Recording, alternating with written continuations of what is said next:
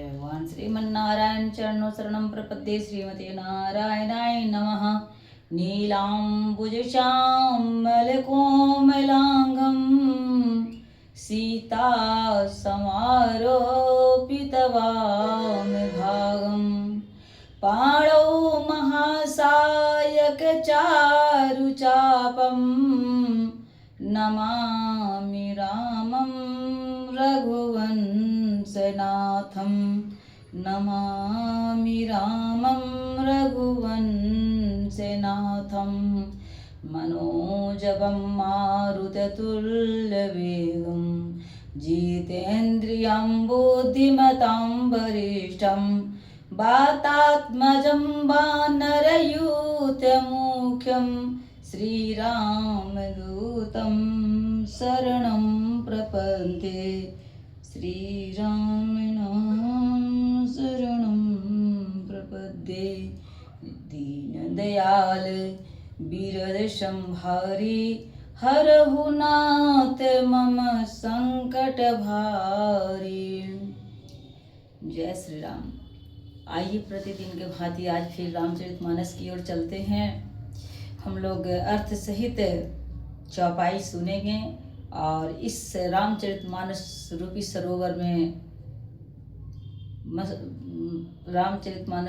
सरोवर में डुबकी लगाएंगे और पुण्य के भागी बनेंगे, क्योंकि भगवान का नाम लेना कलयुग में ही भवसागर पार करना है। तो आइए हम लोग भगवान का नाम लेते हैं। रामचरित राकेश कर सरिस सुखद सब काऊ, सज्जन कुमुद चकोर चित हित विशेषी बड़ लाओ। रामचरितमानस पूर्णिमा के चंद्रमा के किरणों के समान है, सभी को सुख देने वाला है, परंतु सज्जन रूपी कुमुदनी और चकोर के चित्त के लिए विशेष हितकारी और महान लाभदायक है।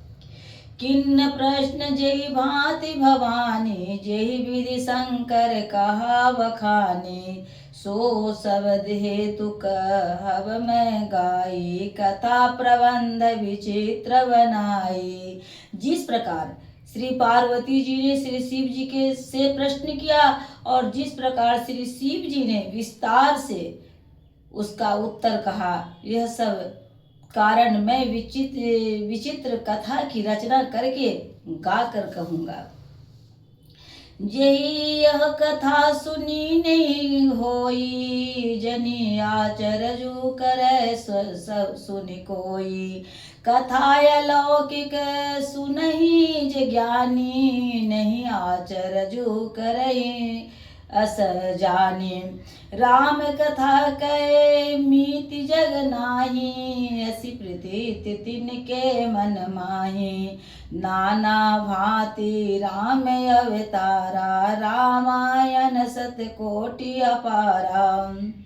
जिसने यह कथा पहले न सुनी हो वह उसे सुनकर आश्चर्य न करेंगे। जो ज्ञानी इस विचित्र कथा को सुनते हैं वह जानकर आश्चर्य नहीं करते कि संसार में राम कथा की कोई सीमा नहीं है। राम कथा अनंत है। उनके मन में ऐसा विश्वास कर रहता है, नाना प्रकार से श्री रामचंद्र जी के अवतार हुए और 100 करोड़ तथा अपार रामायण है। कलप भेद हरिचरित सुहाए, कलप भेद हरिचरित सुहाए, भांति अनेक मुनीशन गाए। करियन संशय सौरयानी, सुनिए कथा सादर यति मानी। कल्प वेद के अनुसार श्री हरि के सुंदर चरित्रों को मुनीश्वरों ने अनेकों प्रकार से गाया है। हृदय में ऐसा विचार कर संदेह ना कीजिए और आदर सहित प्रेम से इस कथा को सुनिए। राम अनंत अनंत गुण अमित कथा विस्तार, सुनिया चरजू न मानियहि जिनके विमल विचार। श्री रामचंद्र जी अनंत हैं, उनके गुण भी अनंत है और उनकी कथाओं का विस्तार भी असीम है। अतएव जिनके विचार निर्मल है वे इस कथा को सुनकर चर्ज नहीं मानेंगे। ये विधि सब संशय करि दूरी, सिर धरि दूर पद पंकज धूरी, पुनि सबई बिनबऊ कर जोरी, करत कथा जे लागन खोरे। सादर शिवई नाई अब माथा, बरनऊ बिसद राम गुण गाथा, संबत सोरह एकतीसा, करऊँ कथा हरिपद धरि शीसा। इस प्रकार सब संदेहों को दूर करके श्री गुरु जी ने चरण कमलों के रज को सिर पर धारण करके मैं पुनः हाथ जोड़कर सबकी विनती करता हूँ, जिससे कथा की रचना में कोई दोष स्पर्श न पावे। सादर शिवहि नाई अब माथा, बरनऊ बिसद राम गुण गाथा, संबत 1631, करऊँ कथा हरिपद धरि शीसा। अब मैं आदर पूर्वक श्री शिव जी को सिर नवाकर श्री रामचंद्र जी के गुणों की निर्मल कथा कहता हूँ। श्री हरि के चरणों पर सिर रखकर संबत 1631 में इस कथा का प्रारंभ करता हूँ। नौमी भाव में वार मधुमासा, अवधपुरी चरित प्रकाशा, जेहि दिन राम जन्म श्रुति गावहि, तीरथ सकल तहाँ चली आवहि। चैत्र मास के 9वीं तिथि और मंगलवार को श्री अयोध्या जी में यह चरित्र प्रकाशित हुआ। जिस दिन श्री राम जी का जन्म होता है, वेद कहते हैं कुछ दिन सारे तीर्थ वहाँ श्री अयोध्या जी में चले जाते हैं।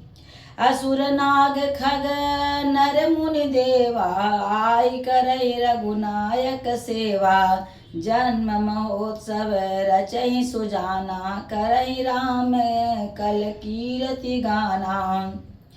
असुर नाग पक्षी मनुष्य मुनि और देवता सब अयोध्या में आकर श्री रघुनाथ जी की सेवा करते हैं। बुद्धिमान लोग जन्म का महोत्सव मनाते हैं और श्री रामचंद्र जी के सुंदर कीर्ति गान करते हैं।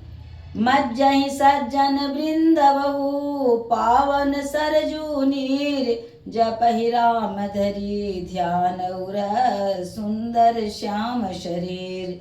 सज्जनों के बहुत से समूह उस दिन श्री सरजू के पवित्र जल में स्नान करते हैं और हृदय से सुंदर श्याम शरीर श्री रघुनाथ जी का ध्यान करके उसके नाम का जाप करते हैं। बोलिए प्रेम से सियावर राजा रामचंद्र की जय, उमापति महादेव की जय।